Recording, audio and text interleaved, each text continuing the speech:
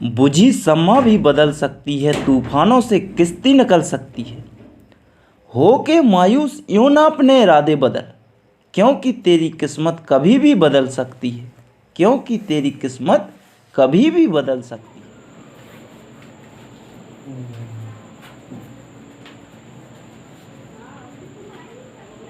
जय हिंद साथियों। तो आज हम फिर से देखते हैं क्वेश्चनों को। बहुत सारे क्वेश्चन लाए हैं, तो सभी क्वेश्चनों को हम सॉल्व करेंगे और इसी प्रकार से इस प्रकार से क्वेश्चनों को सॉल्व करेंगे कि कोई भी टाइम ना लेते हुए क्वेश्चनों को फास्ट तरीके से, क्योंकि पेपर चल रहे हैं तो पेपरों को देखते हुए हम सभी क्वेश्चनों को सॉल्व करेंगे। जिस प्रकार के क्वेश्चन आ रहे हैं उस प्रकार के क्वेश्चनों को देख करके हम क्वेश्चन लाए हैं और क्वेश्चन देखे भी हैं कि किस चैप्टर से कैसे क्वेश्चन उठा रहा है।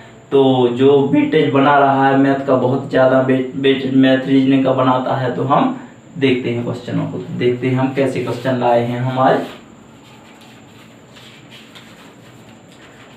दो साइकिलों, यहाँ पे देख रहे होंगे क्वेश्चन यहाँ पे। तो दो साइकिलों प्रत्येक 12,000 में एक को 20% लाभ पर और दूसरे को 20% की हानि पर बेचा गया है। पूरे लेन देन में हानि या लाभ ज्ञात कीजिए। यदि ऐसा हो कि कोई दो वस्तुएं बेची जाए, क्या हो, कोई भी दो वस्तुएं बेची जाए, एक वस्तु वह कै पे बेची जाए, लाभ पर बेची जाए, दूसरी वस्तु उसी जो दर है तो उसी की हानि पर बेची जाए। तो इसमें क्या करते हैं हम, एक्स स्क्वायर क्या करते हैं इस टाइप के क्वेश्चनों में, एक्स स्क्वायर बटे 100।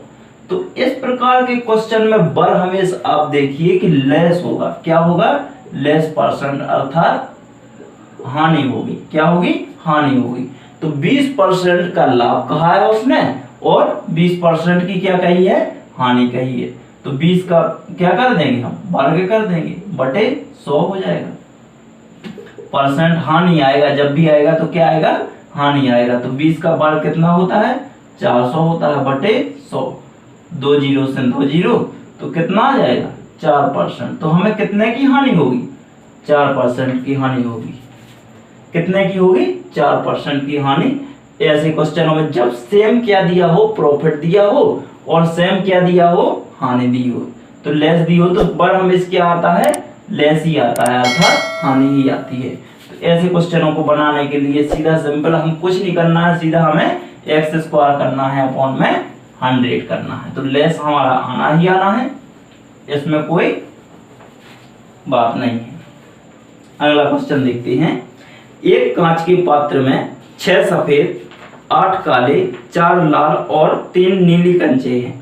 यदि पात्र में से एक कंचा या दृढ़ रूप से चुना जाता है तो इसके काले या नीले रंग के होने की प्रायिकता ज्ञात कीजिए। तो इसमें क्या पूछा है उसने, प्रायिकता पूछी है हमसे, उसने क्या पूछी है, प्रायिकता पूछी है। तो देखते हैं काला या नीला। तो टोटल कंचे कितने हैं, टोटल कंचे हैं 6 सफेद, सफेद कितने हैं, तो 6 कंचे हैं। काले कितने हैं, काले, तो काले 8 हो जाएंगे। लाल भी दिए हुए हैं, तो लाल कंचे कितने हैं, लाल कंचे 4 दिए हैं। और नीले दिए हुए हैं 3। नीले कितने हैं, नीले 4 प्रकार के कंचे, कुछ सफेद हैं, कुछ काले हैं, कुछ लाल हैं, कुछ नीले हैं। तो उसने कहा है कि उस थैले में से कौन कौन से निकालना है, काला निकालना है और लाल एक निकालना है। तो उसने कहा काले या नीले होने की प्रायिकता। तो टोटल कितने होंगे, 8 6 14, 14 6 18, 14 4 18, 18 और 3 21। तो टोटल कितने होंगे, 21 कंचे होंगे। लेकिन उसने कहा है काले या नीले होने की प्रायिकता, तो 8 + 3 = 11/21। तो हमारा करेक्ट आंसर क्या बनेगा, 11/21। तो काले या नीले होने की प्रायिकता क्या बनेगी, 11/21 बन जाएगी। ऐसा निकालना था हमें, एक कंचा या दृढ़ रूप से चुनना था, जो कि व्हाइट या ब्लू या ब्लैक होने की प्रायिकता पूछा था उसने, तो हमने निकाल दिया। चलो अगला क्वेश्चन देखते हैं हम। एक वृत्त दिया हुआ है, एक वृत्त चतुर्भुज की चारों भुजाओं को स्पर्श करता है। यदि ए बी बराबर 18 सेंटीमीटर, बी सी बराबर 21 सेंटीमीटर और AD बराबर 15 सेंटीमीटर है तो CD के की लंबाई क्या होगी? क्या है, एक सर्कल दिया हुआ है, क्या है, सर्कल दिया हुआ है, एक इस टाइप का सर्कल दिया है। यहाँ पे क्या बना है, ये एक चतुर्भुज बना है। तो चतुर्भुज को पहले चतुर्भुज को बनाएंगे हम इस टाइप का। तो इस टाइप का कोई भी क्या है, चतुर्भुज है, इसके अंतर्गत क्या है, ये सर्कल बना हुआ है। यहां से बना है A B C और D, तो ये क्या हो जाएगा, चतुर्भुज हो जाएगा। उसने हमको कुछ भुजाओं की लंबाई क्या की है, दे दी है, कुछ की हमें एक CD की हमें ज्ञात करने को कहा है। तो AB बराबर कितना दिया है उसने, 18 सेंटीमीटर। BC बराबर कितना है, 21 सेंटीमीटर और AD बराबर 15 सेंटीमीटर। ये कितनी है, 18 सेंटीमीटर। AB बराबर, BC बराबर 21 सेंटीमीटर, AD बराबर 15 सेंटीमीटर। तो उसने कहा है CD की माप बताओ। ऐसे त्रिभुज में क्या करते हैं, इसका योग कितना है, इसके योग के बराबर होता है। तो 15 और 21 कितना होता है, 36 होता है। तो इनका भी माप कितना होना चाहिए, 36 होना चाहिए। तो 18 ये है तो ये भी कितना होना चाहिए, 18 सेंटीमीटर। तो ये क्या हो जाएगा, करेक्ट आंसर हो जाएगा। तो यदि इन दोनों का योग 18 है तो ये भी कितना होना चाहिए, 36 होना चाहिए, सॉरी 36 इन दोनों का योग है तो इनका भी कितना होना चाहिए, 36। तो 18 ये है तो ये कितनी है, 18 ये है तो 18 दूना 36 हो जाता। तो इसकी माप कितनी है, 18 सेंटीमीटर। दोनों की लंबाइयां कितनी हो, इन दोनों की लंबाइयों का योग कितना है, 36 सेंटीमीटर है। नेक्स्ट क्वेश्चन, एक दुकानदार ने दो वस्तुओं में से प्रत्येक को 9,639 रुपए में बेचा। एक पर उसे 15% का लाभ प्राप्त किया और दूसरे पर उसको 15% की हानि। कुल प्रतिशत लाभ या हानि, जिस टाइप का हम क्वेश्चन लगा चुके हैं ठीक उसी टाइप का क्वेश्चन है कि एक्स स्क्वायर अपॉन 100 जो कि क्या होगा, लेस परसेंट। क्या होगा, लेस परसेंट। 15% दिया हुआ है, 15 का क्या कर देंगे, वर्ग कर देंगे अपॉन 100 जो कि लेस परसेंट है। 15 225 अपॉन 100 का भाग देंगे तो 2.25 आ जाएगा। कितना आ जाएगा, 2.25% क्या होगा, लेस होगा। इस टाइप से हमें क्वेश्चन दिया था, परसेंट में दिया था, तो 2.25% हमारा क्या हो जाएगा, लेस हो जाएगा। नेक्स्ट क्वेश्चन देखते हैं, यदि x प्लस 1/x बराबर 4 तो x 1/x square plus x square का मान ज्ञात कीजिए। बस क्या है, 1/x प्लस 1/x बराबर कितना दिया हुआ है, 4। इसमें क्या करना है हमें, a स्क्वायर माइनस 2 कर दो तो a का मान ये हो जाएगा, 4 चौके 16 माइनस 2 इक्वल टू 14 आंसर। इसको के भी मान सकते हैं, ये भी तो ये मानता हूं मैं तो अधिकतर, तो मैंने क्या माना, ए स्क्वायर यानी 4 का स्क्वायर माइनस 2 तो 4 चौके 16 माइनस 2 तो 14 हमारा क्या बनेगा, परफेक्ट आंसर बन जाएगा। नेक्स्ट क्वेश्चन, दो संख्याएं तीसरी संख्या से क्रमशः 10% और 25% अधिक है, उन दोनों संख्याओं का अनुपात क्या है। दो संख्याएं दी हैं उसने, फर्स्ट सेकंड और थर्ड, 3 संख्याएं दी हैं, सॉरी कितनी दी हैं, 3 संख्या। उसने कहा है कि दो संख्याएं तीसरी संख्या से कितनी है, एक 10% अधिक है, दूसरी कितनी है, 25% अधिक। तो तीसरी संख्या मैंने माना कि कितनी मान ली, 100 मान ली, तो ये कितनी होना चाहिए, 110, और ये कितनी है, 125, क्योंकि तीसरी संख्या से ये कितनी है, 10% अधिक है और ये कितनी है, 25% अधिक है। तो दोनों को मैंने मैनेज कर दिया। अब उसने कहा कि दोनों संख्याओं का अनुपात क्या है, तो इन दोनों का क्या याद करना है, अनुपात। यदि मैं 5 से काटूं तो 5 दूना 10 और 5 दूना 10, 5 दूना 10 5 25, तो 22 अनुपात 25 हमारा क्या बनेगा, करेक्ट आंसर बन जाएगा।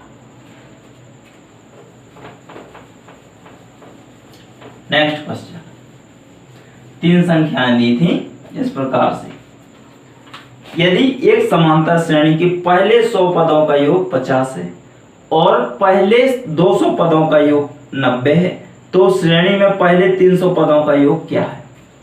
100 पदों का, देखो इस टाइप के क्वेश्चन को क्या कहते हैं, समांतर श्रेणी का क्वेश्चन है। तो समांतर श्रेणी के क्वेश्चन में पहले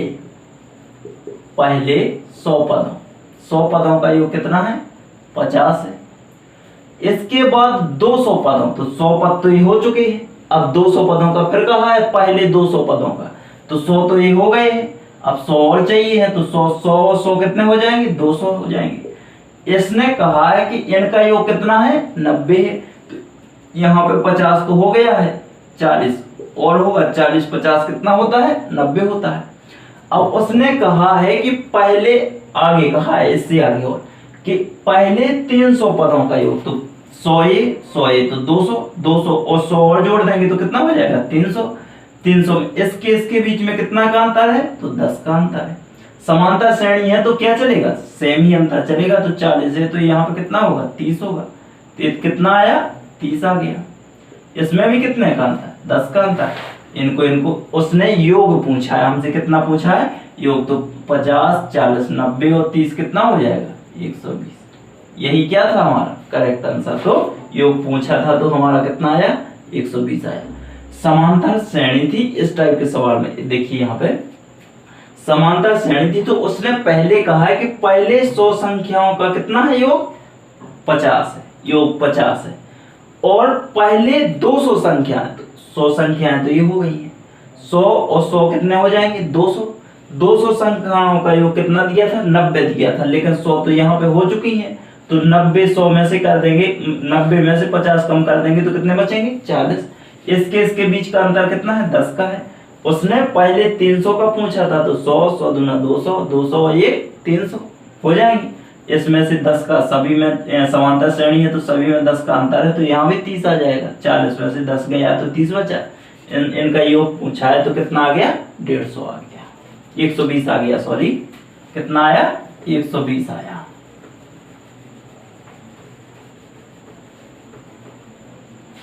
अगला क्वेश्चन देखते हैं।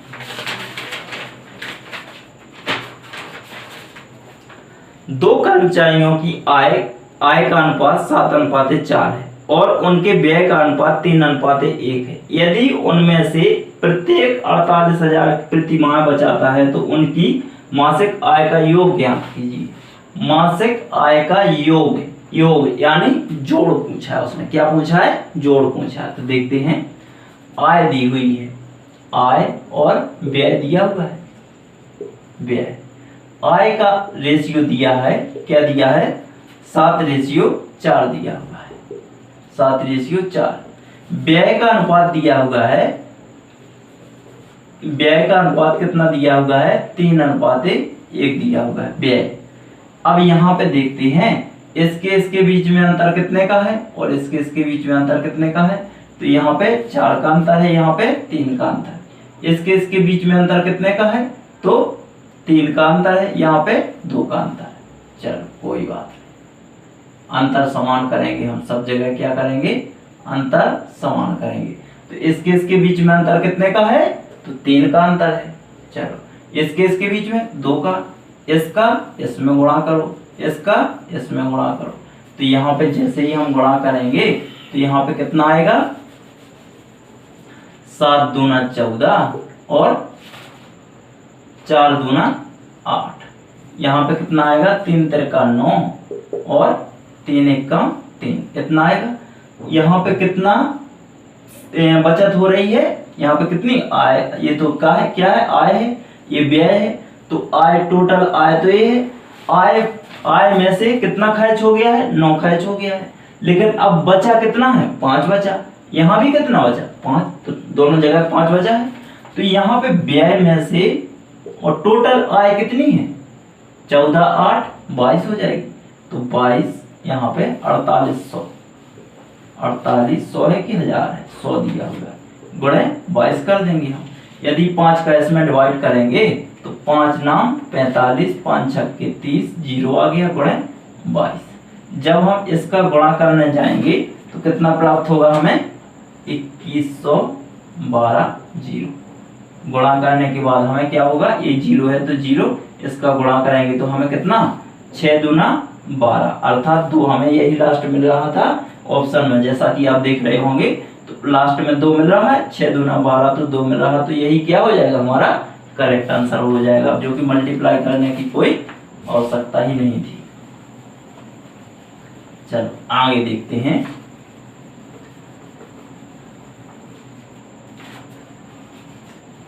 ए, बी और सी ने निश्चित निवेश किए तथा उनकी काल अवधि का अनुपात कितना है, 3:2:7 है। ए, बी और सी के लाभ का अनुपात 4:3:14 है। ए, बी और सी की निवेश का अनुपात क्या है। चलो निवेश का अनुपात, तो जब हमें किसी भी चीज में निवेश करते हैं अर्थात इससे क्या होता है, हमें प्रॉफिट होता है। प्रॉफिट बराबर क्या होता है, इनकम मल्टीप्लाई में क्या होता है, टाइम होता है। जब हमें इन्वेस्टमेंट हमें यह ज्ञात करना है, क्या करना है, इन्वेस्टमेंट, तो हमें टाइम का किसमें, प्रॉफिट में भाग देना पड़ेगा। तो P/T बराबर कितना, इन्वेस्टमेंट।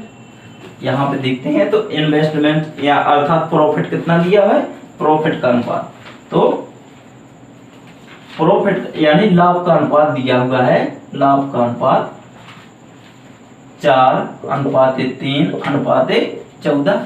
अब समय का अनुपात कितना है, समय का अनुपात, समय के अनुपात का क्या कर देंगे, भाग कर देंगे, तो 3:2:7। इसका हम क्या कर देंगे, भाग कर देंगे। तो हम दो संख्याओं को लेते हैं, पहली दो संख्याओं को, इनका क्या करना है, भाग करना है, तो इन दोनों का क्या कर लेंगे, एलसीएम ले लेंगे। एलसीएम लेंगे तो कितना आएगा, 6 आएगा। 6 आएगा तो इसका गुणा यहाँ, इसका गुणा यहाँ। ऑप्शन से देखते हैं तो ऑप्शन में 4×8 अनुपात 3×9 अनुपात इतना कौन से ऑप्शन में दिख रहा है, दिख रहा है किसी ऑप्शन में, तो जो कि फर्स्ट ऑप्शन में दिख रहा है, तो फर्स्ट ऑप्शन ही हमारा क्या हो जाएगा, करेक्ट आंसर हो जाएगा। तो इस टाइप से ऑप्शन से हम लगाएंगे, इसे ज्यादा कैलकुलेशन करने की कोई आवश्यकता ही नहीं। निवेश किया हो जितना भी तो हम बता पाएंगे कि इतने के अनुपात में क्या है, निवेश किया हुआ था। नेक्स्ट क्वेश्चन, एक टोकरी में 350 अंडे हैं। यदि 12% अंडे सड़े हुए हैं तो कितने अंडे बेचे जाने के लिए बचे हैं। एक टोकरी दी हुई है, टोकरी में क्या है, अंडे रखे हुए हैं, कुछ अंडे रखे हुए हैं, बहुत सारे अंडे रखे थे। उसमें 350 अंडे थे, जिसमें से कितने अंडे खराब हो गए हैं, सड़े हुए निकले, तो 12% अंडे सड़े निकले। टोटल 100% होते हैं, लेकिन 12% अंडे क्या निकले, खराब निकले, अर्थात सड़े हुए निकले, तो कितने बचे होंगे, 88% तो शेष बचे होंगे कि नहीं बचे होंगे, बचे होंगे। 88% शेष अंडे बचे। तो यहाँ पे देखते हैं हम टोटल कितने थे, 350 थे, और यहाँ पे बचे कितने थे, 88/100। तो 100 का जब हम यहाँ पे क्या करना है, 100/88, इसका जब हम भाग देंगे 44% की 12%, अच्छा 88/100, 1 0 से 1 0, 5 दूना 5 7 35, 5 दूना 10, 10 का इसमें 44 में काटेंगे तो 44 गुणे कितना हो जाएगा, 7, 7 चौके 28 की 8, 8 की 2, 7 चौके 28, 2 30, तो 308 अंडे क्या होंगे, सही होंगे कि नहीं होंगे, 307 अंडे बेचे जाने योग्य बचे होंगे। टोटल कितने थे उस टोकरी में अंडे, 350 थे, जो कि 12% क्या हो चुके थे, खराब, अर्थात सड़े हुए थे। 100% टोटल कितने होते हैं, 100%, 100% में से कितने अंडे खराब थे, 12%, तो 88% तो भाई सही होंगे कि नहीं होंगे, सही होंगे। तो 88/100, 100 से जब मैंने इसका कैलकुलेशन की तो कितना बचा, 308 अंडे हमारे पास बिल्कुल परफेक्ट क्लियर अंडे थे, जो कि बेचे जाने के लायक थे, तो बेच दिए हैं और मार्केट में मिल भी जाएंगे। एक मोटरसाइकिल को उसके अंकित मूल्य पर 44% की छूट देकर 87,500 रुपये में बेचा जाता है, तो मोटरसाइकिल का अंकित मूल्य कितना है? अंकित मूल्य अर्थात प्रिंटेड मूल्य कहा है उसने। क्या कहा है?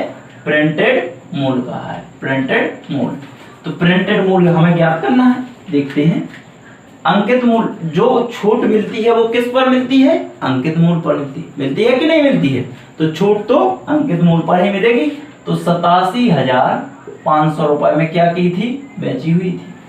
अंकित मूल्य पर मिली थी तो 44% की छूट मिली थी ना, तो 56 बटे टोटल तो कितनी होती है? 100%। लेकिन इसमें से भी कितने परसेंट की छूट मिल गई? 44 की, तो कितना बचा शेष? 56% बता, तो 56 100 ये हो जाएगा। अब यहाँ पे देखते हैं हम, 4 से काटेंगे तो 4 दूना 4 एक कम 4, 4 चौके 16, 25 चौके 100।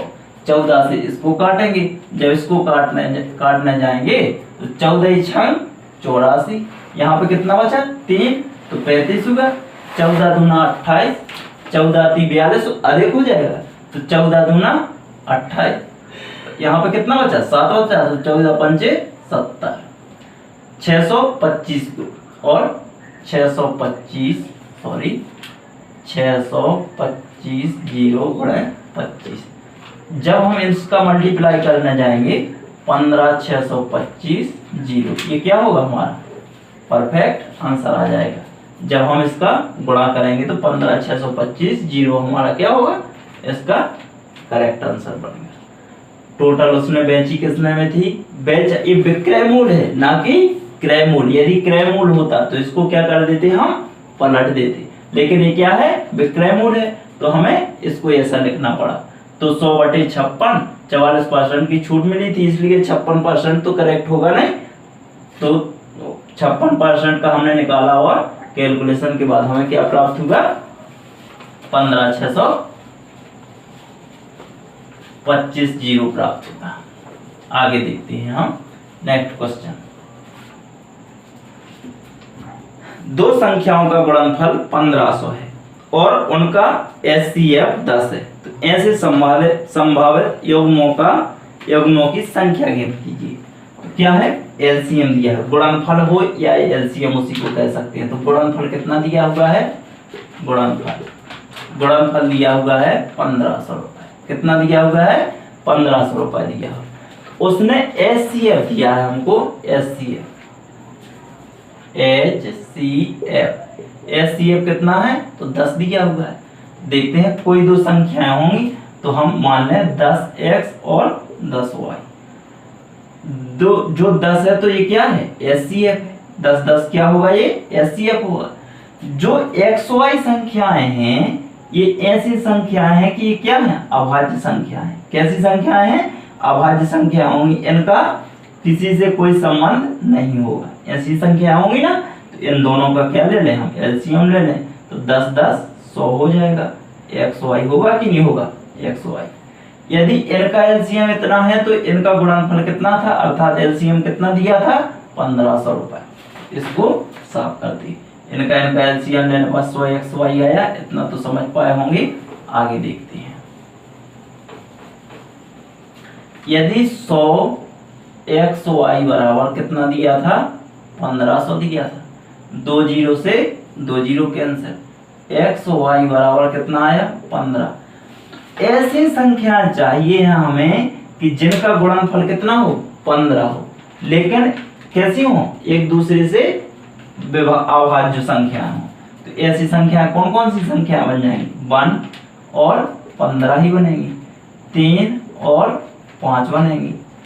ऐसी ही बनेगी ना, और तो कोई है नहीं। 5 3 15 या 15 1 15, और तो मल्टीपल है नहीं है। तो ऐसे कितने योग में बनेंगे?